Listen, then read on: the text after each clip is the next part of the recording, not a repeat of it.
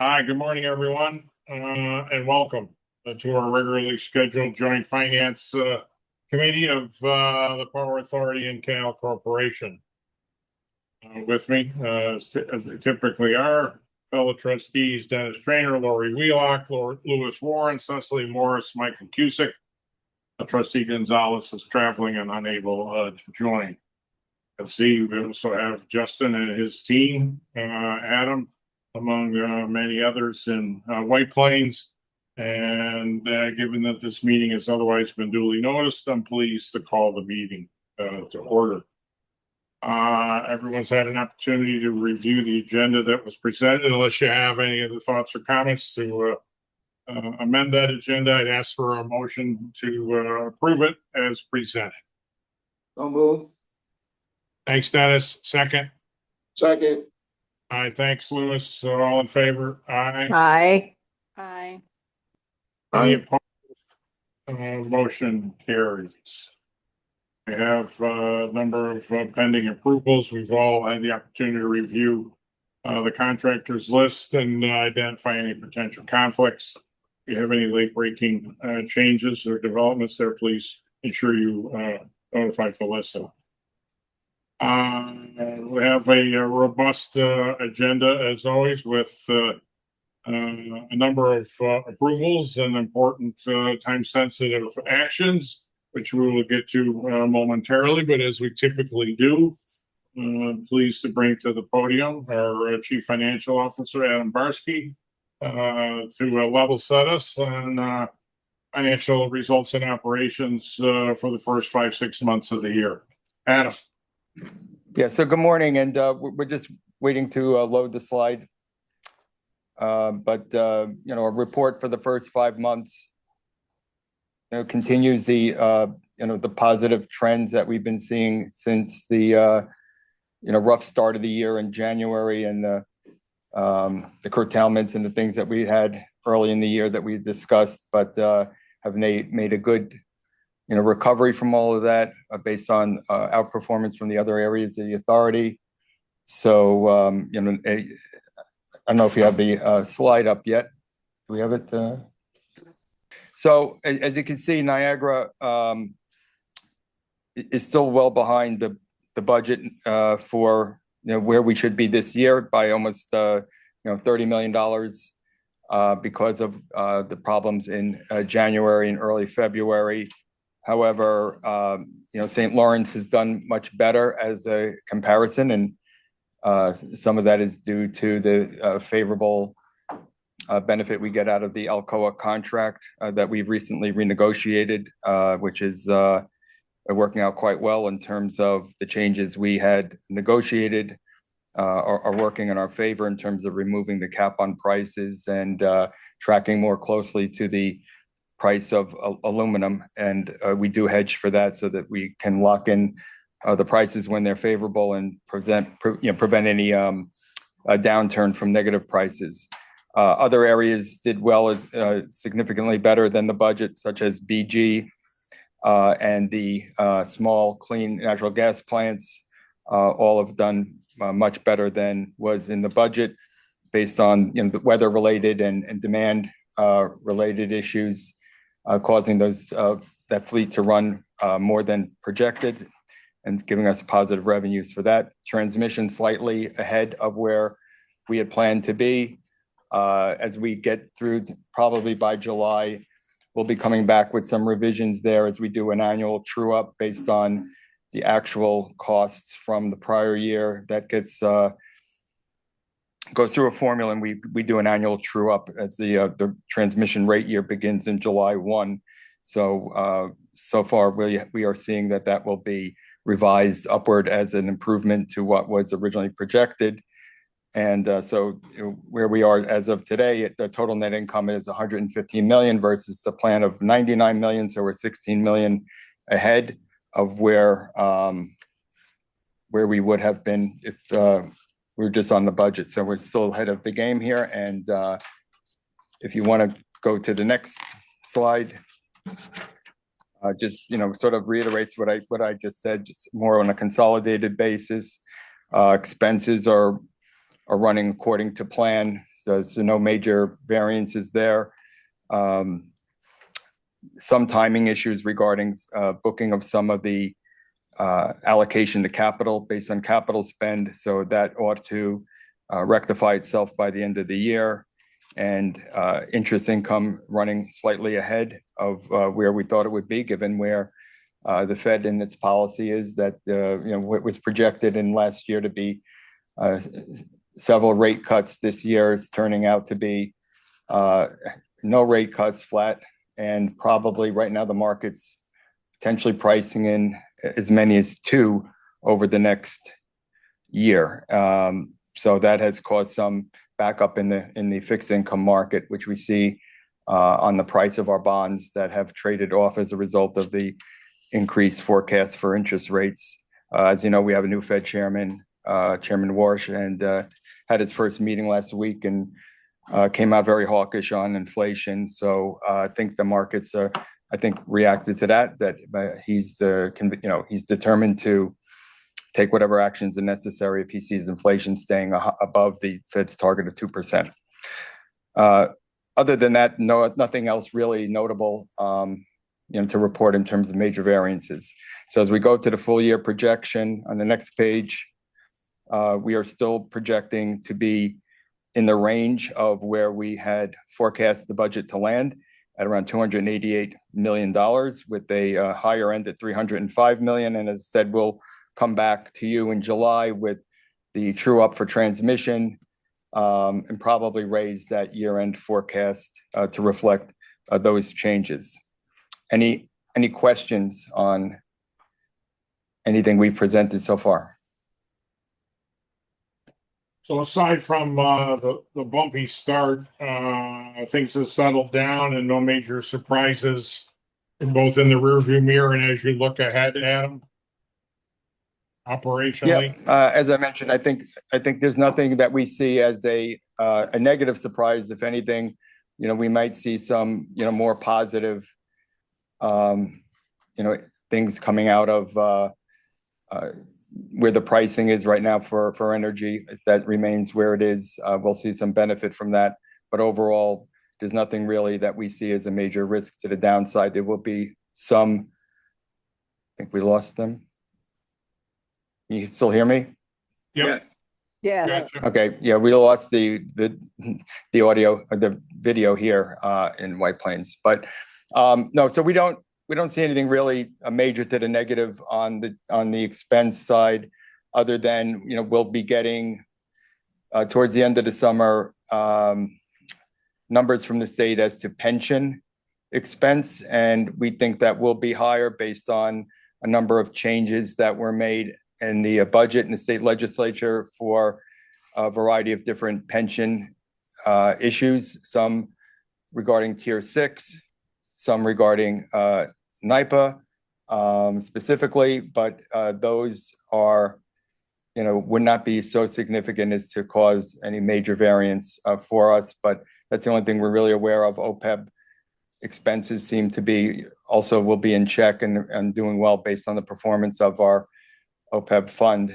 So I think we'll see, that will help offset any increase on the pension expense. But really, there's nothing else that we see here that we think will be unusual or problematic. Okay. Any other questions? Anything else for Adam?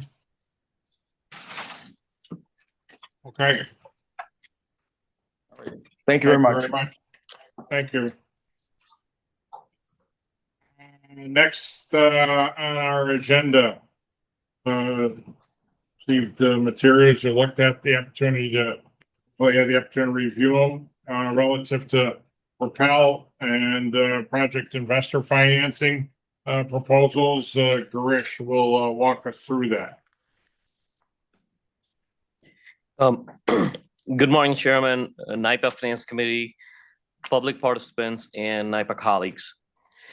Yesterday, a number of us were up in Utica celebrating the completion of Smart Path Connect.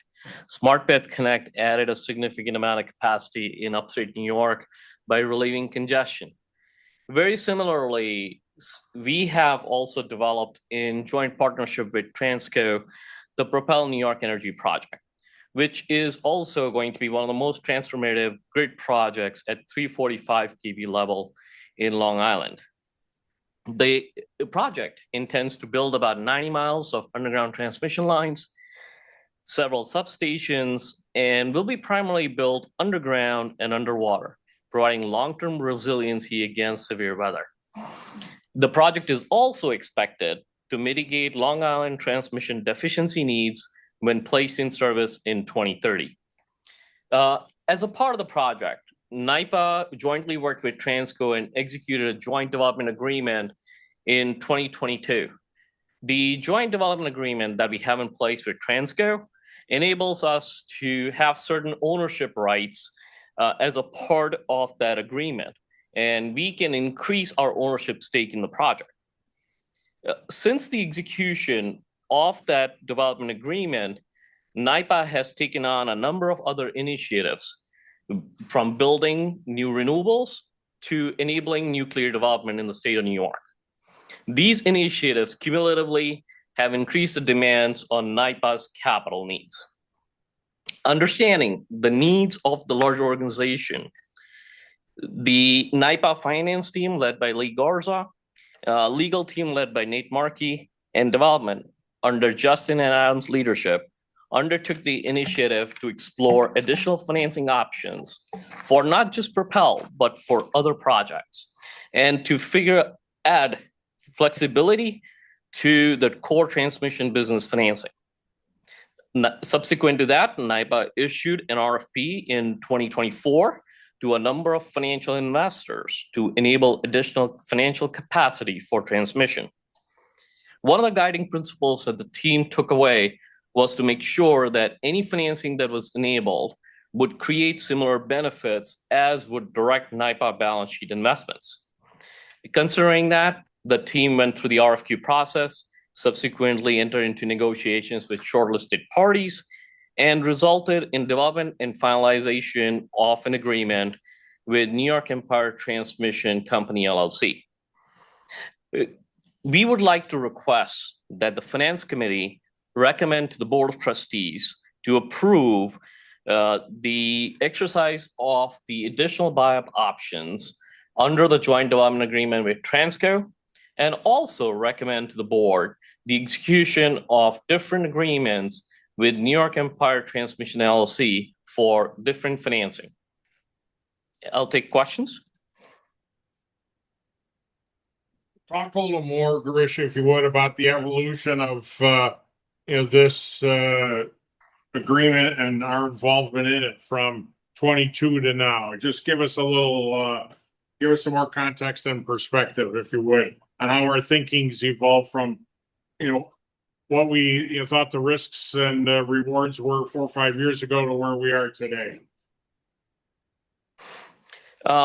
So, Chairman, we developed the joint development agreement with Transco prior to submitting the proposals to the New York ISO. At that point, based on the capital constraints that we had, the board had directed the project team to limit its participation in the project to $500 million. At the same time, though, we had preserved a number of additional options within the development agreement to be able to increase the share for NYPA's ownership, depending upon the change in potential financial circumstances in the future. At the same time, what we have done is gone back and reanalyzed, and we understood that every dollar that NYPA invests tends to save 2 cents to the ratepayer on an annual basis. And that is because of the status that we have in the market and tax-exempt financing that we can accrue.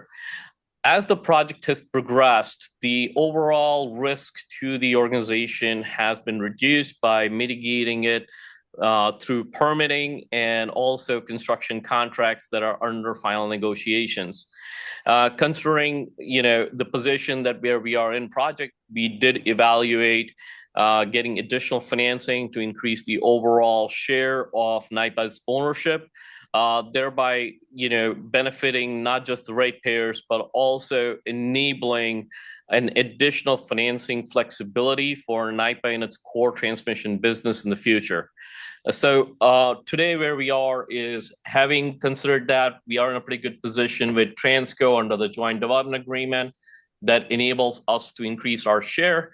And at the same time, we have been able to work with New York Empire Transmission Company, LLC, to be able to get additional flexible financing that would provide very similar benefits to the ratepayer as would NYPA's on-balance sheet financing.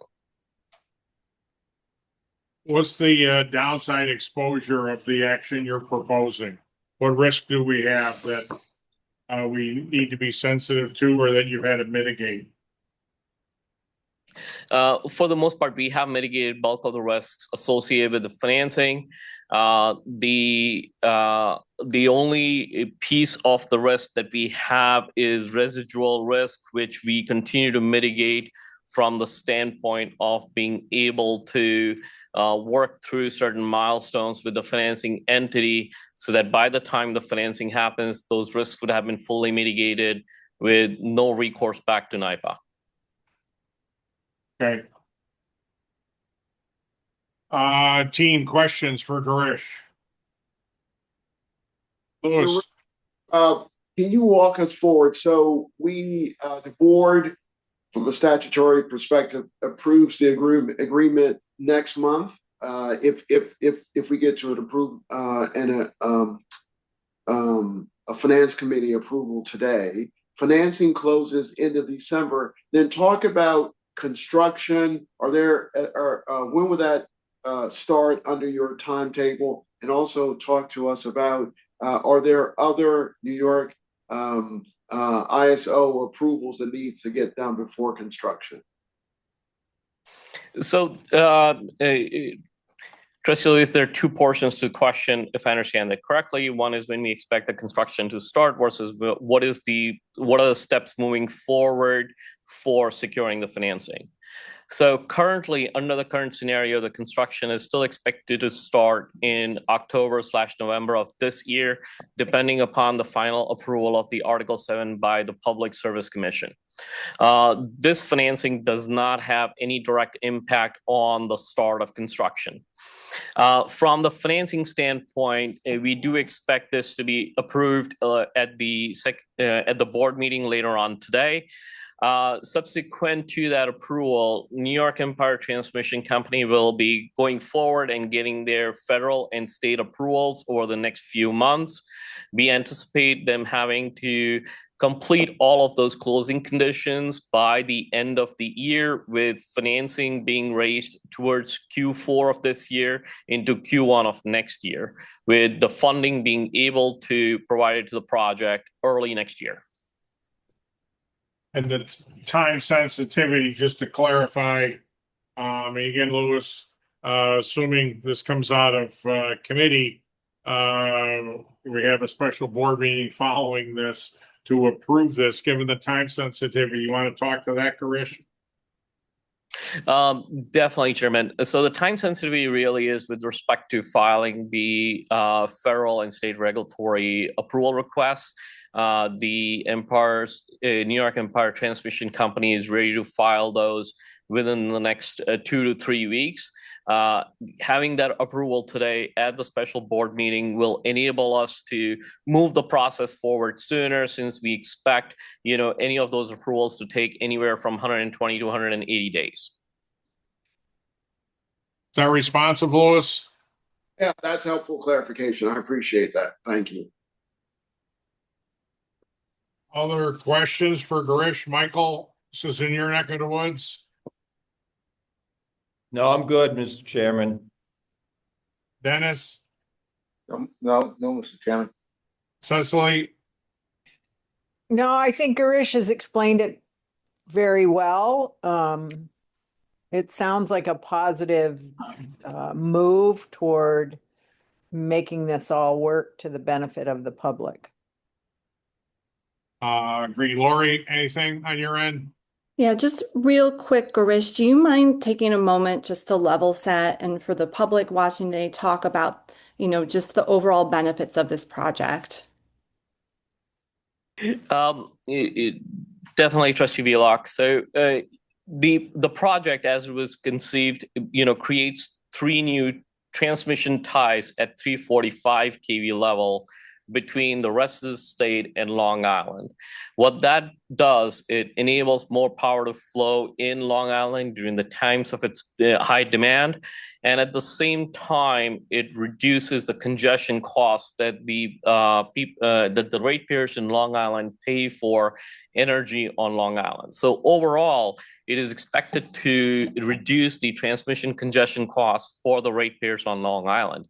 In addition to that, there are significant benefits from a resiliency standpoint.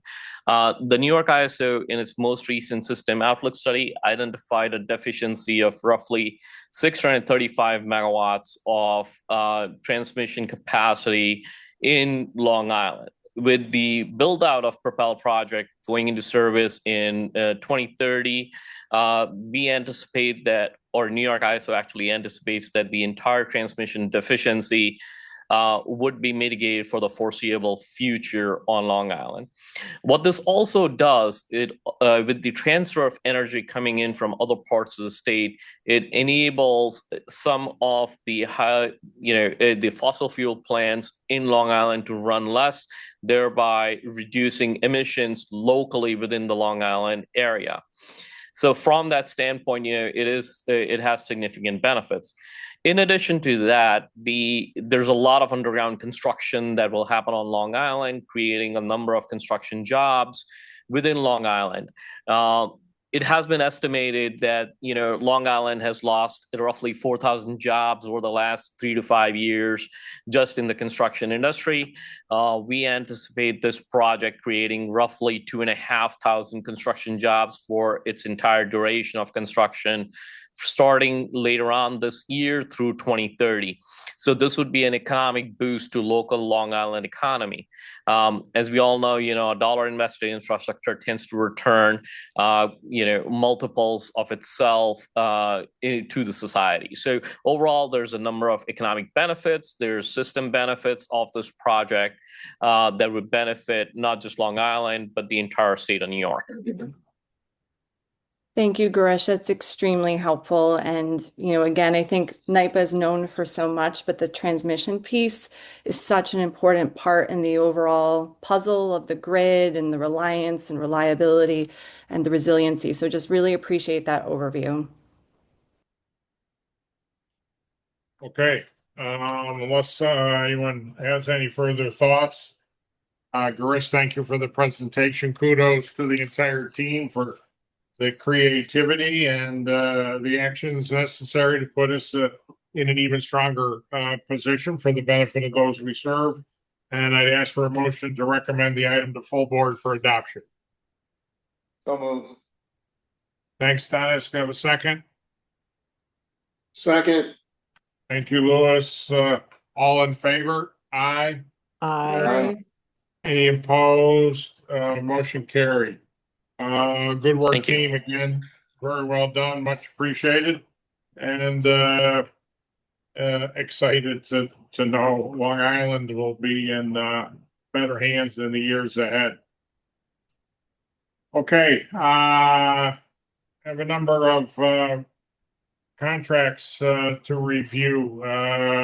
First up is Kedaar, Raman, relative to some enterprise management consulting services awards. Kedaar, apologies, hopefully I got your name correctly there. Correct there. Nailed it, Chairman. Thank you. Good morning, trustees, members of the Finance Committee, members of NYPA's leadership team, my fellow colleagues, and members of the public.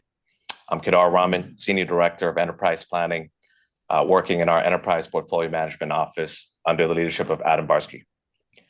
I'm here to present to you a recommendation for the approval of 19 suppliers. These are contracts for a capacity that lasts 5 years in the aggregate amount of $45 million. I'd now like to set the stage.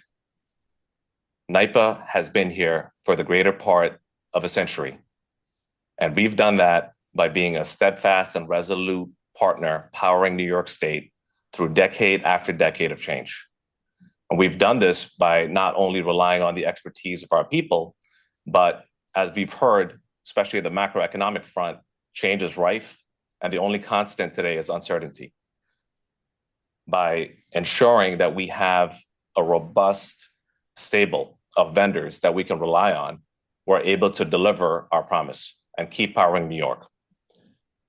In 2019, the trustees approved 11 executive management consulting contracts, initially for $30 million.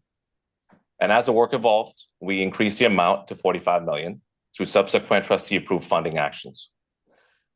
These contracts expired and will expire July 14th, next month.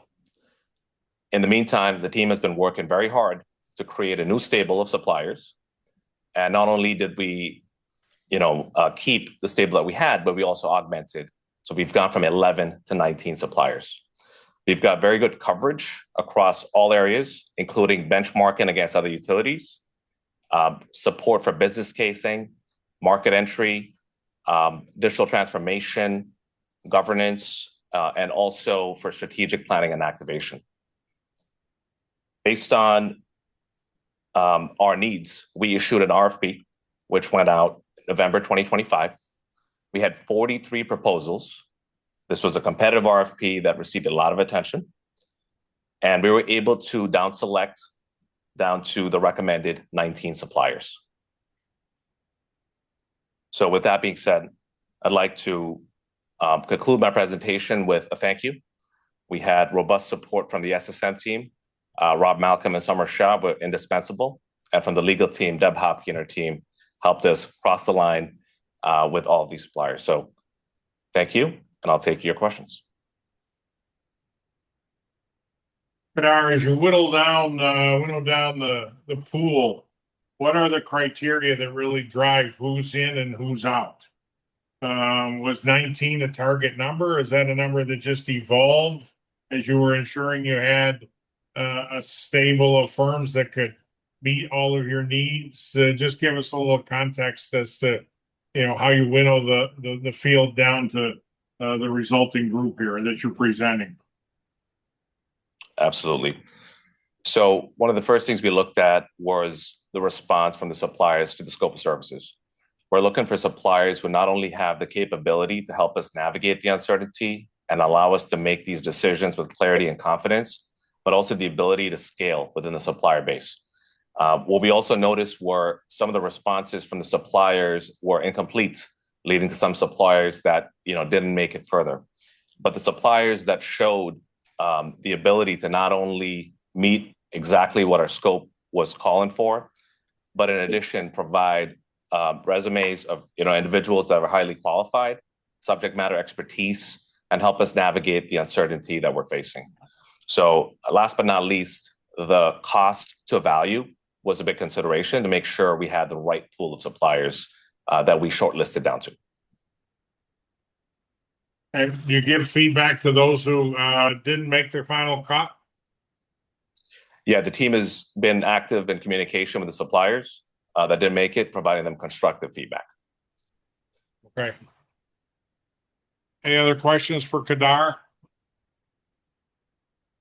If not, I'd ask for a motion to recommend the recommendation to the full board for adoption next month. Well, Dennis, thank you. Have a second. second. Louis, appreciate that. All in favor? Aye. Aye. Any opposed? Motion carried. Excuse me. Thanks very much, Kedaar. Appreciate it. Good work. Next up, some general maintenance and repair services contracts. Mohammad, Zakaria. Walk us through it, please. Good morning, everyone. My name is Mohammad Zakaria. I'm the operations superintendent at the Zeltman 500 megawatt power plant. Today, I'm here to request your approval for renewing our SENY maintenance and general maintenance service contract for next 5 years. It's a value contract for next 5 years. Historically, SENY has been utilizing supplemental contracted maintenance services for all of our sites, Zeltman 500 megawatt plant, Flynn, and the small natural gas power plants. This also provides support for our in-house maintenance team, which is, we are very lean on that. We have only one mechanic and one electrician, which is in line with our maintenance practices and services for our power plants. The structure provides flexibility to scale maintenance as needed across more than 1,000 megawatt and 9 SENY sites. Continuing outsourced maintenance ensures reliable, comprehensive support for our operational sites. Over the current term, SENY has spent about $24 million, which is about $4.8 million annually. This really saves the authority about $2.2 million per year based on similar services, equivalent in-house services, and alternative arrangements. As the existing contract is expiring, SENY SSM has gone out for an RFP on March 2nd, 2026. We have received 3 proposals from potential bidders. On April 1st, 2026, a cross-functional team evaluated all the proposals based on their safety records, their pricing, experience and qualifications, their technical approach, their staffing, quality assurance program, and accordingly, the cross-functional team recommended to award the contract to Fresh Meadow Power LLC. They're located in Fresh Meadows in New York City. I'll take any questions. Is Fresh Meadows the existing contractor? Yes, sir. So we're renewing a contract with them. That's correct. And what kind of increase? No increase. No increase? That's correct. And we're obviously satisfied with their services. How long have we been working with them? We have been working with them last 5 years. They have been providing all these, boiler code repair works, any big maintenance jobs, pump repairs, motor repairs, those kind of work. Okay, and you said you're confident this saves us money. Outhouse That's correct. versus in-house, outsourcing it versus staffing for it. That's correct, sir. Okay. Any questions for Mohammad? If not, I'd ask for a motion to recommend the item to full board for adoption next month. Chair, just a quick one. This is just affects the 3 in the outline, Zeltman, Flynn, and the small, I don't know, do we call them the peakers? The natural gas plants, right? This contract was basically for those 3 entities, and that's who has been served by the contract the last 5 years? That's correct. It Okay. will cover Zeltman 500 megawatt, Flynn power plant in Long Island, and also our small natural gas power plants across the city. Okay, thank you. I'm good now, Chair. Okay, Sasha, want to make a motion? I'll move. Super. Yeah. Second, Second. thanks, Michael. All in favor? Aye. Aye. Aye. Any opposed? Motion carried. All right, Mohammed, thanks very much. You did it. Well done.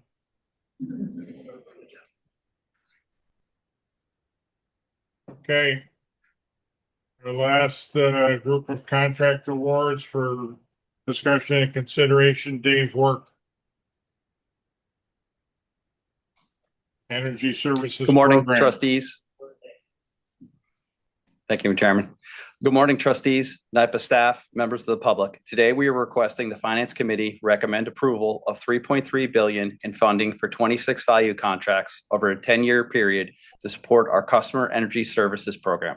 All funding, excluding applicable grants, will be recovered from program participants. This request is for contract capacity only. Project-specific purchase orders under these contracts will continue to be issued in accordance with the authority's expenditure authorization procedures. Starting in 2025, NIPA staff conducted a comprehensive competitive procurement process. A request for proposal was developed and publicly posted on the New York State Contract Reporter. Nearly 400 suppliers were invited to the bid event. 140 suppliers downloaded the bid documents and 39 submitted proposals. A cross-functional evaluation team reviewed the proposals based on qualifications, relevant experience, cost, and contract exceptions. As a result of this evaluation, we are recommending awarding value contracts to 26 service providers. The recommended pool of service providers expands both the capabilities and the diversity of our vendor base. It includes 11 diverse and/or small New York State businesses and 13 new service providers, all of which represent significant increases over the current contract suite. Noting there is some overlap in these numbers, for example, a new supplier could be both a small business and an MBE. We are recommending a 10-year, $3.3 billion value contract award to align with our projected program needs. Each year, our customer, project delivery, project and program controls, and finance teams develop a 10-year program forecast based on projects in development, under construction, and in the pipeline. We continue to see strong demand. Our project pipeline has grown from $1.9 billion in 2019 to more than $3 billion today. This includes both backlogged and active projects. We expect this trend to continue, driven by the factors discussed when I was here in March of last year: end-of-life energy infrastructure, a strong focus on energy savings, decarbonization, and electrification across our governmental customer base.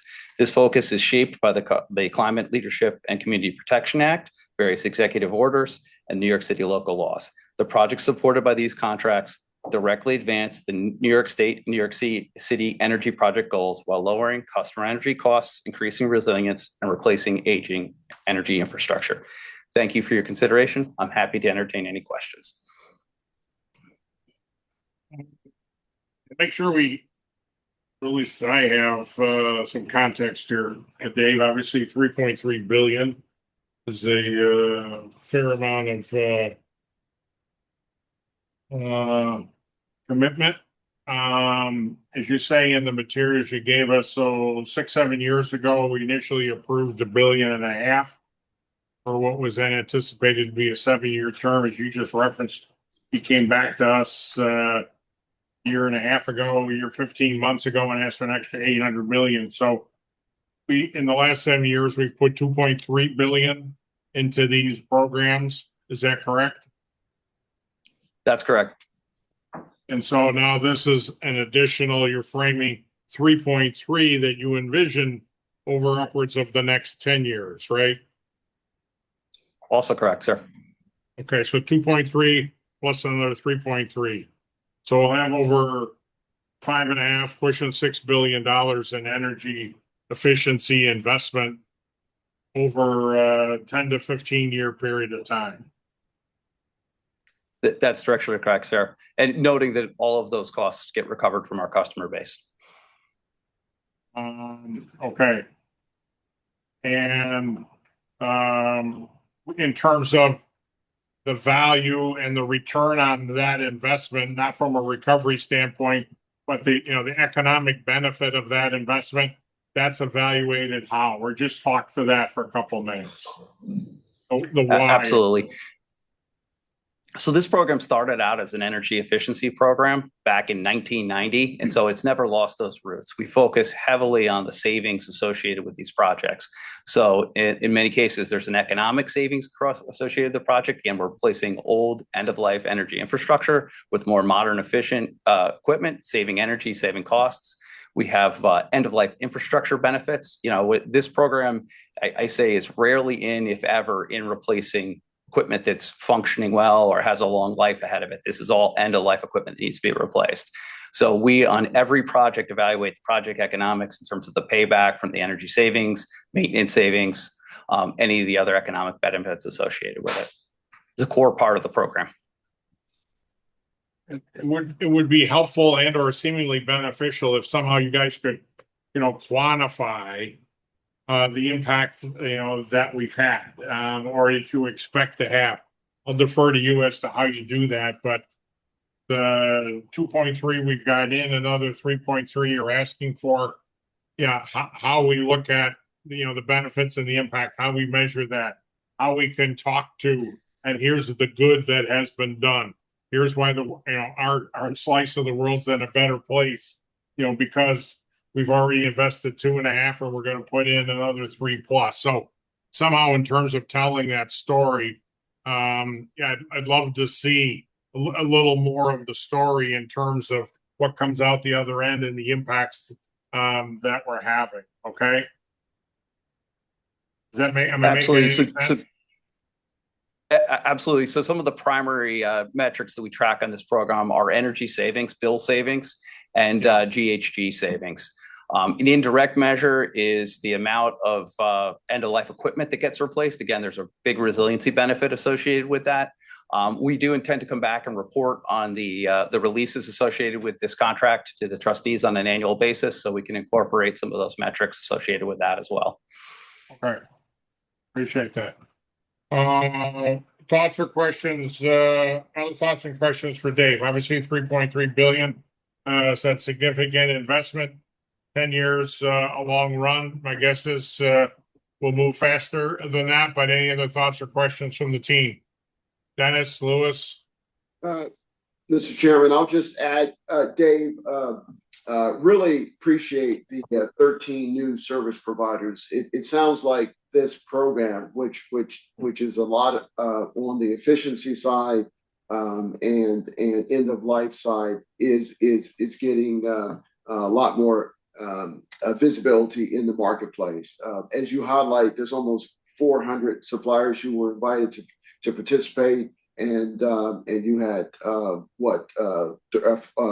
40, almost 40 proposals received. So I like that. And to the chairman's earlier question, you might even want to do, when you come and brief us, 1 or 2 case studies of this big piece of equipment was, at its, end of life. It's been in service 12 years, and there's a pickup in service and reliability and efficiency because the new piece of equipment is much more efficient than the old piece. So, maybe even add in your next update a review or 2 from a case study perspective. That might be helpful for us as well. Absolutely. We'll make sure we include that. Dennis, anything? Nothing, John. Thank you. Cecily? I actually had 2 questions. One of them, I think Lewis has kind of already asked, but maybe there's an example that immediately comes to mind, and that was an example of replacing an end-of-life equipment with what the going forward benefit was, including what the cost of the replacement was. That's my first question. But my second one is, you started out and then reiterated that this is recovered from customer base. So I'm wondering if the last 7 years expense of 2.3 billion has been recovered historically, and this is a new amount going forward. So how you answer those on 1 and 2 is up to you. So we'll just take them in order. So the first one, I think you're looking for an example there. An example could be, think of any mechanical system in a building. Let's look at the boiler plant or the chiller plant in a large governmental building. We come in, some cases, those are 50 years old. They're right at the end of life. They're using a lot of outdated technology. Their efficiency is, probably 30, 40, 50% less than a modern equivalent. We'll come in, we'll assess it. We'll design a replacement. We'll come in and replace that. So a chiller that keeps, for example, this building cool would be an example of the type of work we do. HVAC, so heating, ventilation, and air conditioning. We do a lot of lighting replacements. We have been working on our first project ever on energy efficiency basis in 1990 was lighting. And to this day, we are doing more lighting than we've ever done before, because as each generation of that lighting technology improves its efficiency, you get maintenance and you get energy efficiency benefits associated with it. And then, I'm sorry, what was your second question? The second question was, you started out by saying that the cost is recovered from the customer base. So going back 7 years, the expense was 2.3 billion, and I'm wondering if that's already been recovered. And then we work on the next set going forward, the 3.3 billion over the next 10 years. Cost recovery is something we focus on heavily. So the short answer is yes. There's a small, longer-term loan portfolio that is paid on time, and we're moving through it. That has shrunk significantly over the past 7 years, and almost all of our current work is paid back directly. We evaluate cost recovery monthly, constantly paying attention to what we're getting back from customers versus what we're out. The program to date since 1990 is positive, and as of last month, we were positive on cash recovery within the program for this year. So the answer is yes. Thank you. Michael, Mallory, any questions? No, Dave? I had the same question Cecily had about the cost recovery, but it was just answered. Thank you. Okay. All right then. Assuming no other comments or questions, Dave, well done, well presented. Appreciate some continuing feedback, and as we've discussed, to monitor the ongoing progress. I'd otherwise ask for a motion to recommend this item to full board for adoption next month. So move. Second. Thanks, Dennis. Second, Lewis. Appreciate it. All in favor? Aye. Aye. Any opposed? Motion carried. All right, Dave, thanks a lot. Good Thank you. presentation, and appreciate the thoughtful and comprehensive response to our questions and inquiries. So thank you much. Okay, pivoting, continued financial support, but in this case, for ongoing investment in workforce development and a number of additional awards, as well as further investment in a continuing partnership with the State's Department of Labor. Sandra, the podium is yours. Thank you. Good morning, Chairman, trustees, NYPA colleagues, and the public. I am here today to request approval for $13 million to continue advancing NYPA's Clean Energy Workforce Development Initiative. This request includes $3 million for a fourth round of funding from our fiscal year 25-26 Clean Energy Workforce Training RFA, and $10 million for the New York State Department of Labor. In fiscal year 25-26, we issued an RFA and received a total of 91 applications over 3 application periods. Due to the robust response, we are requesting $3 million for a fourth round of funding for 6 additional workforce development initiatives. If approved, these 6 awards will bring us to a total of 27 awardees and a total of $16 million, and will close out that RFA. A $520,000 award is requested for Energy Infrastructure Partners, EIP. EIP designs and delivers energy efficiency and clean energy programs for utilities and public agencies. The funds will support an energy efficiency workforce training program to upskill 100 settlement housing fund staff across New York City through 2 cohorts focused on building operations and energy efficiency. The Settlement House is a nonprofit organization providing affordable living options to underserved populations. Next, a $500,000 award is requested for LIUNA, Laborers Local 17 Training Center. The funds will support 20 participants in the Hudson Valley in a 270+ hour pre-apprenticeship program grounded in the North America's Building Trades Union multi-craft core curriculum. Local 17 was funded in our first fiscal year, and we're in the process of closing out that contract currently. Some highlights from their first program include a 100% retention rate, 62% of the pre-apprentices coming from DAC communities, and graduates of the program receiving an average starting wage of $25.50 per hour plus benefits. 94% of their graduates were placed in employment to date, and 71% of the pre-apprentices are now apprentices in union roles. A $540,000 award is requested for LIUNA Local 210 Buffalo Laborers Training Fund. The funds will support the training of 36 students in a 9-week pre-apprenticeship, including 122 hours of certification-based training. Local 210 was also a recipient of funding in our first fiscal year. We are still in the process with contract, but closing out this quarter. Highlights include an 81% rate of pre-apprentices coming from DAC communities with an 88% retention rate. We're still waiting on some placement data. Their third cohort just recently finished, but half of the students trained have already been indentured just alone by local 210 as apprentices with a minimum salary of $26.36 per hour with benefits. A $500,000 award is requested for the Northland Workforce Training Center. The mission of Northland Workforce Training Center is to advance the economic well-being of Western New York by developing and maintaining a skilled and diverse workforce. The funds will support training of 70 participants in HVAC and building maintenance certificate programs in their new clean tech lab, as well as provide wraparound support services such as coaching, case management, transportation, and job placement assistance. A $500,000 award is requested for Renaissance Technical Institute, RTI. RTI is located in East Harlem in New York. It's a New York-based nonprofit organization dedicated to empowering and transforming the lives of adults in underserved communities by providing free vocational education and training. The funds will support training of 150 participants with an emphasis on energy efficient systems and electrification. RTI was one of our very first workforce development awardees.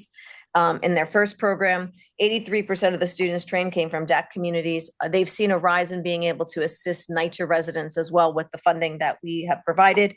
They have strong employer partnerships and have placed 132 students in paid internships and full-time clean energy positions with an average salary of $23 per hour plus benefits. A $440,000 award is requested for SUNY Canton. SUNY Canton will train a total of 76 participants across 3 credit-bearing micro-credentials focused on heat pumps, drone operations, and mapping and logistics. The program specifically targets Northern New York and disadvantaged communities, providing industry-aligned credentials that prepare graduates for employment in the clean energy sector. And last, in accordance with our collaboration agreement with the New York State Department of Labor, I am requesting an award in the amount of $10 million. The funds will support an $8 million Growing the Clean Energy Workforce Training RFA and $2 million for their Renewable Energy Training Initiative. The Growing the Clean Energy Workforce Training Initiative supports creation or expansion of training programs across clean energy technologies, including wraparound supportive services. And the Renewable Training Initiative provides funding to local workforce development boards to support workers transitioning away from fossil fuel work, combustion engine repair, maintenance workers, and residential clean energy workers. Additionally, I am requesting approval for the New York State Department of Labor to retroactively reallocate up to $7 million of funds allocated and approved in fiscal year 25-26. The funds will be allocated to initiatives previously approved by this board. Thank you. I will take any questions at this time.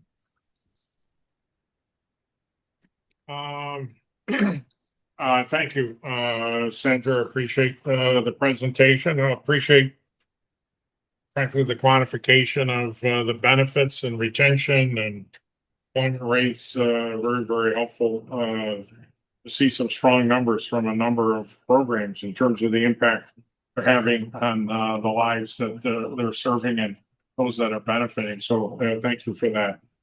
In terms of those programs, come back to DOL in a minute.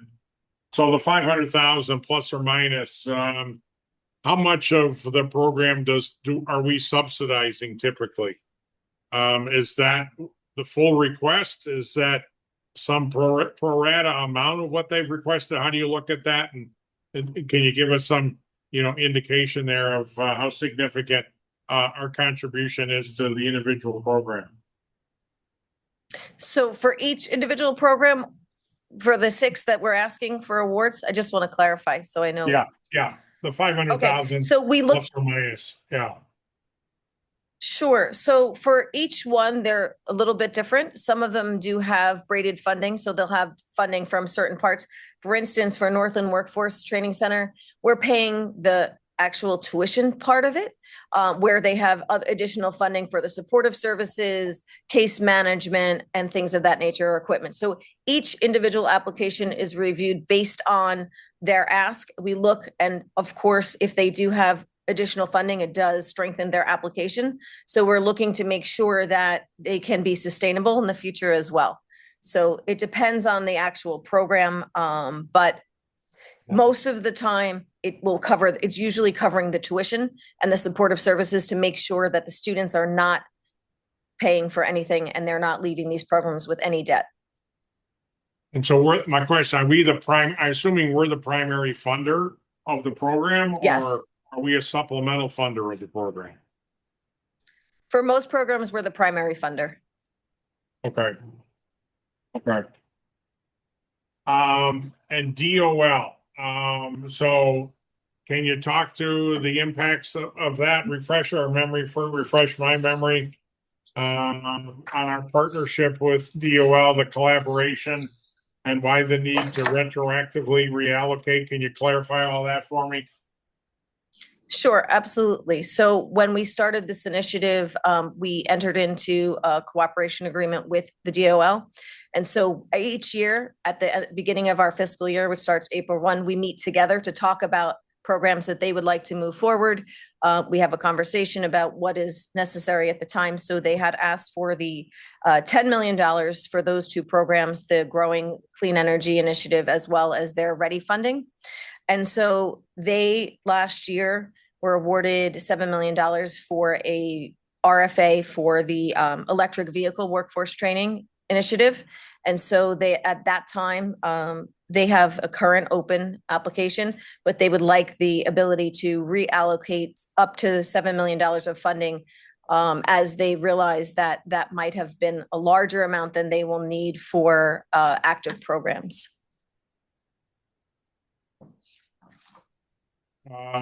And just to, any of the allocations will not, they'll go to the programs that we've previously. So for instance, if the Ready funding is running low, which they've already exhausted the first round of Ready funding, we're giving them 2 million, but last time we gave them 4 million. So this would give them the ability to, if they need the other 2 million, to move to the Ready funding. I'm sorry, I'm not staying with you there. So we fund programs, they fund programs. We don't jointly fund any programs, right? We have RTI, the one that I presented today. Previously, we had co-funded. We also co-branded the SENY micro-credential initiative because it was a large statewide initiative. But the 10 million that you're asking for, that's a separate initiative, separate program that they're sponsoring and supporting, correct? Correct. Okay. And then the 7 million, you lost me. Give me that again. Sorry about that. So the 7 million last year, the board approved a $7 million award for an electric vehicle to issue an RFA. So they issued the RFA, which is currently active and open, but they do not foresee that they'll be able to expend the full $7 million. So they'd like the ability to reallocate funding as needed to the other programs, such as their Growing Clean Energy RFA, as well as their Ready funding. And why do we need to approve that? If we've allocated it to them, why do we need to approve that? I wanted to make sure that you were aware that they were going to reallocate funding to different programs and get your approval on that. And so how much of the 7 is being reallocated? All of it? The electric vehicle program never got off the ground? So up to $7 million. They currently still have the application open. So at this point, I think they've received approximately $2 million worth of applications. However, they have not made any awards to date. So they do not have an exact number at this time. Okay, so it sounds like that program's not panning out the way it was anticipated. So repurpose those funds. Correct. And will they come back to us with how they're going to repurpose those funds? Or just this is a blanket permission to repurpose 7 million? It's permission to do it, but they must tell us what they're repurposing it for prior to. Do they coordinate that with you and your team, or how is that done? Yes, I meet with them on a monthly basis. So we discuss initiatives and how they're doing each month. So you have input and influence over that process? Yes. Okay. All right. I'm done with the Inquisition. Others. It's okay. Any question, I'm happy to answer. Pick it up. Cecily, thoughts, questions So, for Sandra? yeah, thank you. It comes back, I think, to requesting previously on a couple of prior subcommittee meetings, but also board meetings for more information back about the benefit of the monies that we're putting in. For example, I took a look at the Lyuna Hudson for the 500,000. You said there would be 20 participants. That's, I think, 25,000 a participant. For the Lyuna Buffalo, the 540,000, 36 students in a pre-apprentice program. That's 15,000 student. Renaissance Technical Institute, I think the number comes out to be 3,334 plus or minus for each participant. The SUNY number was approximately 5,570 per participant. And what I'm wondering, and my first part of the question is that investment, what does that get back? Not just to the person, but are we tracking the benefit overall? And the I think you gave us some numbers, 73%.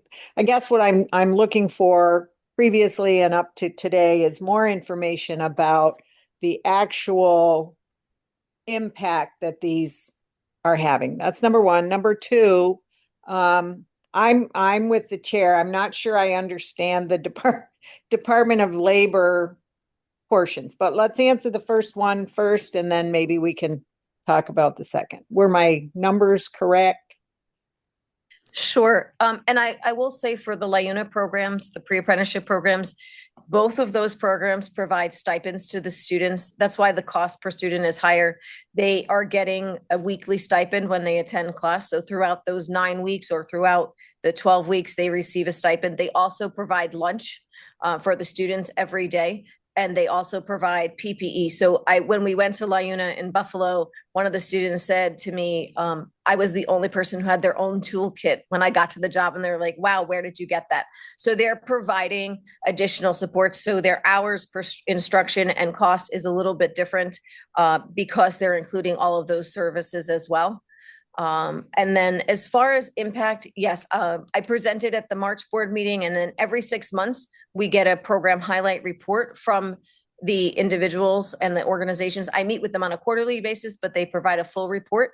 So we presented to the EMC a dashboard where we're housing all of those, the data. And so we're collecting everything, and I can present again at the next board meeting, in September when I present in the finance because that'll be 6 months approximately from the last meeting, the update on numbers of those served.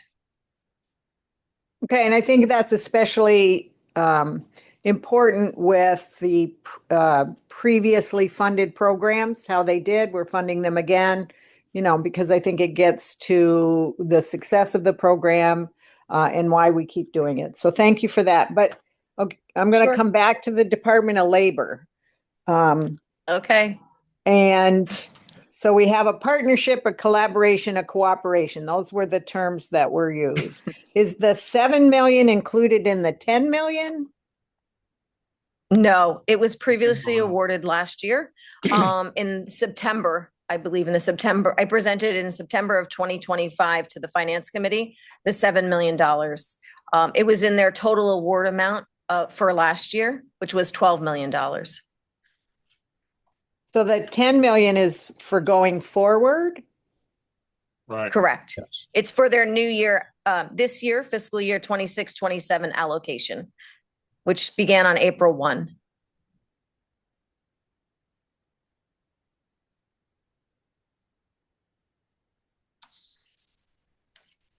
So Okay. seven of the 12 has yet to be deployed. It's going to be reappropriated. We're authorizing another 10 for them for other programs as well. Cecily. So I got that. Thank you, Chair. And so the 10, do we know what the funds are targeted for through the Department of Labor? Sure. So for the 10 million for this year, 8 million will be for their Growing Clean Energy Workforce Initiative, where they put an RFA out. They had success with their previous RFA that was very similar. So they have expended and awarded, they've awarded the full 5 million from last time. They had 10 awardees. So they want to do another round, another RFA. And then they expended their $4 million for their READY funding, which goes out through their local workforce development boards for training. And so they've exhausted those funds and they would like $2 million additional dollars to continue that program.